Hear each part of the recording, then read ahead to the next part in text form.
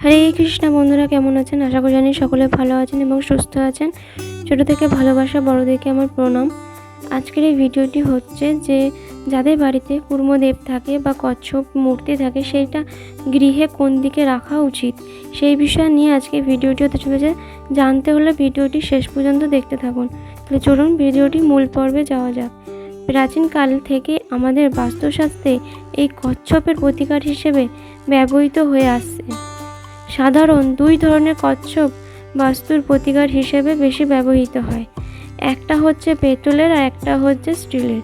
যেটি অনেকের মনে প্রশ্ন থাকে যে পেতলের কচ্ছপ রাখবো কোথায়, যাতে বাস্তুশাস্ত্রে সুযোগ পেতে পারি আমরা।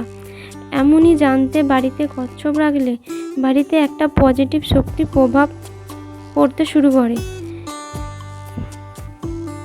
পুরাণের দিকে নজর দিলে আমরা জানতে পারি যে সমুদ্র মন্থনের সময় সমগ্র মানবকুলকে বাঁচাতে ভগবান বিষ্ণু কচ্ছপ অবতার নিয়ে নিজের পিঠে নিয়েছিলেন। আর সমগ্র বিশ্বকে হিন্দু ধর্মে কচ্ছপ অবতারকে অস্বীকার করা যায় না। তাই লোহা, তামা, স্টিল, পেতল সমস্ত ধরনের কচ্ছপ আমরা পছন্দ করি। যে কোনো জায়গায় রাখার জন্য, বাড়িতে, অফিসে, কাজের জায়গায়, যে কোনো জায়গাতেই রাখা পছন্দ করি। এটি বাড়িতে রাখলে অনেক উপকার পাওয়া যায়।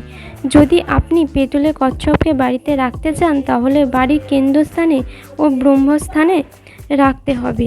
সেই জায়গাটিতে কচ্ছপটিকে রাখতে হবে একটি থালার ওপর। যে কোনো জায়গার ওপর, আর যেখানে রাখবেন সেটি উত্তর দিক করে রাখবেন। তাতে কি হয় যে এই গৃহের স্থানে মানুষদের ধৈর্য আসে। জীবনের যুদ্ধে এগিয়ে যাওয়া ও সাফল্য প্রচেষ্টা করলে সহজে সকলের মধ্যে পজিটিভ জিনিসগুলো আপনি বাড়িতে সকলের মধ্যে দেখতে পাবেন। আর আপনি এই কচ্ছপকে বাড়িতে পশ্চিম দিক করে রাখলে এর মুখটি যেন উত্তর দিকে থাকে, তাহলে কাজের সফলতা আসবে। যদি আপনার কাজে কোনো কিছু হচ্ছে না, বাধা পড়ছে, দেখবেন সমস্ত বাধা সমস্ত কিছু কেটে যাবে।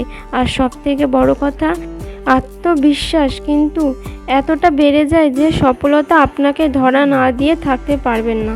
তাহলে যদি ভিডিওটি ভালো লাগে তাহলে ভিডিওটি লাইক করে ভিডিওটি শেয়ার করে দেবেন, আর পাশে থাকা বেল আইকনটি প্রেস করে দেবেন নিত্য নতুন ভিডিও নোটিফিকেশান পাওয়ার জন্য। হরে কৃষ্ণ, রাধে রাধে।